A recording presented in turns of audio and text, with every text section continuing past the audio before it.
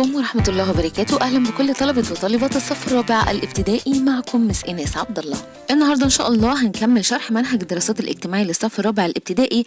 احنا لسه في المحور الأول الوحدة الأولى، وهنشرح إن شاء الله النهاردة الدرس الثاني بعنوان المصادر الأولية والمصادر الثانوية. واحنا كنا خدنا قبل كده السنة اللي فاتت فكرة بسيطة كده عن المصادر الأولية والثانوية في منهج اكتشف أو ديسكفر لما درسنا أصول علم الطب مع بعض.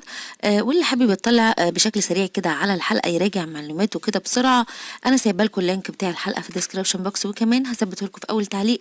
ولو مش عارف مكان الديسكربشن بوكس او صندوق الوصف، هتضغط على عنوان الفيديو هيظهر معاك صندوق الوصف، وهتلاقيني سايبه لكم فيه لينكات كتير جدا مفيده. طيب احنا قلنا ساعتها كده بشكل مبسط يعني ايه مصدر اولي ومصدر ثانوي، ويعني ايه مصدر اصلا. المصدر يا ولاد لما تكون بتبحث عن معلومات عن حاجه معينه، وتبدا بقى تعمل سيرش كده وتبحث عن المعلومات دي، فلازم يا سنه رابعه واحنا بنعمل كده نعرف من اين نحصل على هذه المعلومات. يعني هتجيب المعلومات دي منين، وازاي تتاكد كمان ان المعلومات دي صحيحه.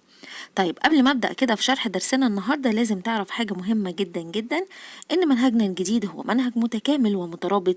يعني كل المواد اللي هتدرسها بتتكلم تقريبا في موضوعات واحده، لكن بتتناولها بطرق مختلفه. مثال على كده في منهج اللغة العربية، كلنا شفنا أول درس طبعا اللي كان عنوانه حوار مع دكتور مجدي يعقوب. يا ترى المعلومات اللي عرفناها عن دكتور مجدي يعقوب واللي قالها في حواره مع المذيع أو المذيعة المقدمة للبرنامج، هل تعتبر مصدر معلومات؟ أكيد بتعتبر مصدر معلومات. طب يا ترى مصدر المعلومات ده أولي ولا ثانوي؟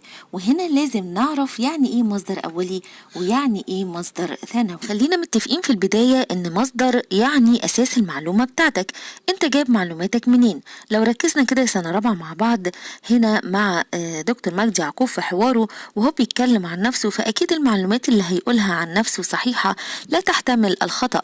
هو عارف اتولد امتى واتولد فين ودرس فين، والشهادات اللي حصل عليها ايه، وايه الصعوبات اللي واجهته في حياته، وكمان مين اللي دعمه، وغيرها طبعا أكيد من المعلومات. يبقى الحوار ده يعتبر مصدر أولي.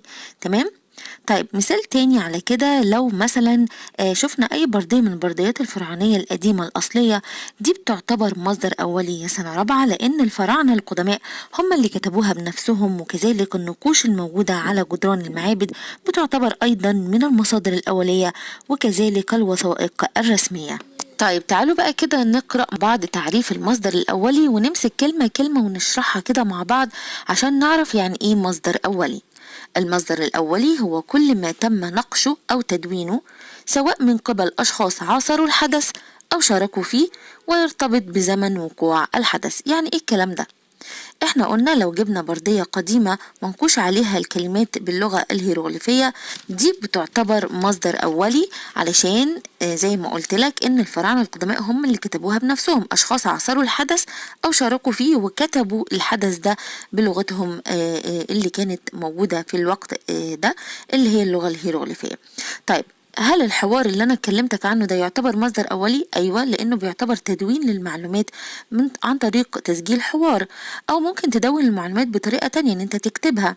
يبقى ممكن نكتب المعلومات او نسجلها او ننقشها على البرديات او جدران المعابد، كل ده من قبل اشخاص هم اللي شاركوا في الحدث، او مش شرط يكونوا شاركوا بنفسهم، او ممكن يكونوا كانوا متواجدين في نفس زمن حدوث الحدث او وقوع الحدث. يبقى نقرا تاني كده التعريف مع بعض. هو كل ما تم نقشه او تدوينه سواء من قبل اشخاص عاصروا الحدث او شاركوا فيه، ويرتبط بزمن وقوع الحدث. زي ايه؟ زي ما قلنا كده مع بعض، زي مثلا الصور والمخططات والوثائق الرسمية والافلام التسجيلية والنقوش على القطع الاثرية او المعابد، وكمان البرديات، طبعا البرديات الاصلية، وكتابات المؤرخين القدماء وغيرها. يبقى كل ده مصدر اولي للمعلومة. المصدر الاولي بيكون لاشخاص شاركوا في الحدث نفسه او حتى عاصروا وقت وقوع الحدث، كانوا موجودين، فعشان كده بيعتبر كلامهم او تسجيلاتهم او نقوشهم اللي كتبوها على الاوراق وجدران المعابد، دي بتعتبر من المصادر الاولية. نقرأ تاني التعريف مع بعض.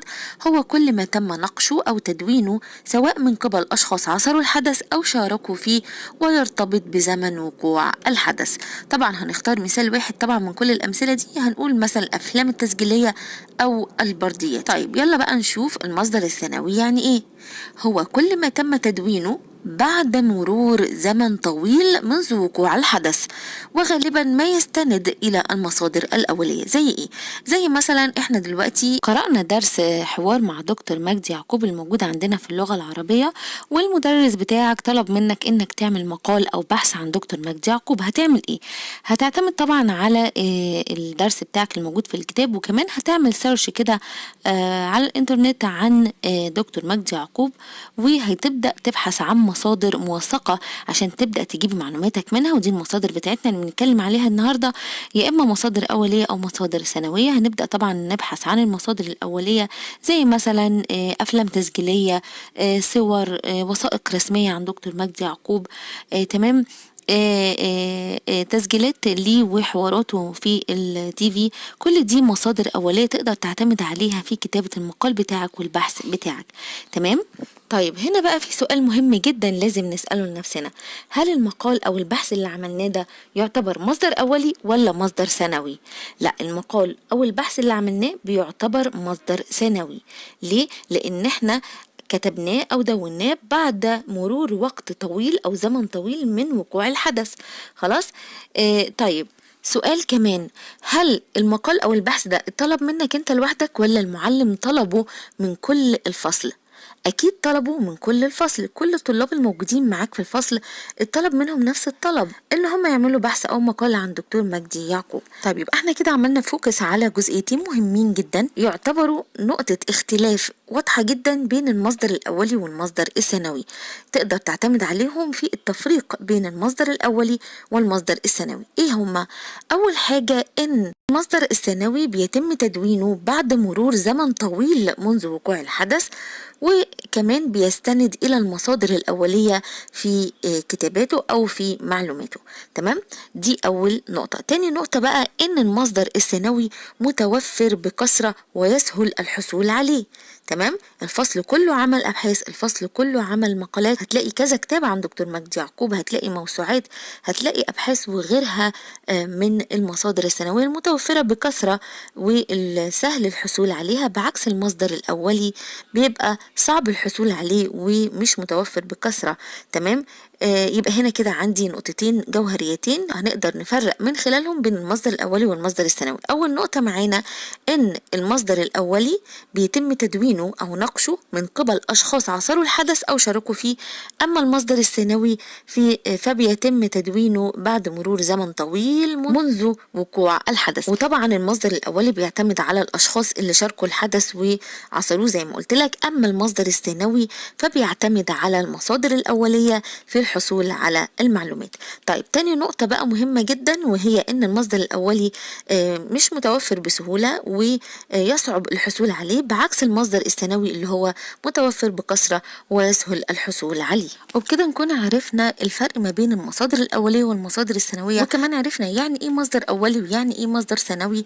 هل كده درسنا انتهى؟ لا، لسه هنتكلم بقى عن الدرس الاساسي بتاعنا اللي هو قناة السويس، وازاي نقدر نتأكد من صحة المعلومات الموجودة في الكتابة عن قناة السويس، وازاي كمان تقدر تبحث في مصادر المعلومات المختلفة الأولية والثانوية. كل ده هنشرحه إن شاء الله في الجزء الثاني من الحلقة. هنتعرف مع بعض على قناة السويس وأهميتها، والقناة قديما وحديثا. هنقرأ مع بعض شوية معلومات كده عن قناة السويس، وهنتعلم ازاي نتأكد من صحة المعلومات دي، وازاي نستخدم المصادر الأولية والثانوية في الحصول على المعلومات. احنا الحلقة دي اتعلمنا مع بعض ازاي نميز بين المصادر الأولية والمصادر الثانوية، والحلقة القادمة إن شاء الله هنميز بين الحقائق والآراء حول معلومات متعلقة بأحداث تاريخية. وبكده تكون حلقتي خلصت النهاردة. استودعكم في رعاية الله، والسلام عليكم ورحمة الله وبركاته.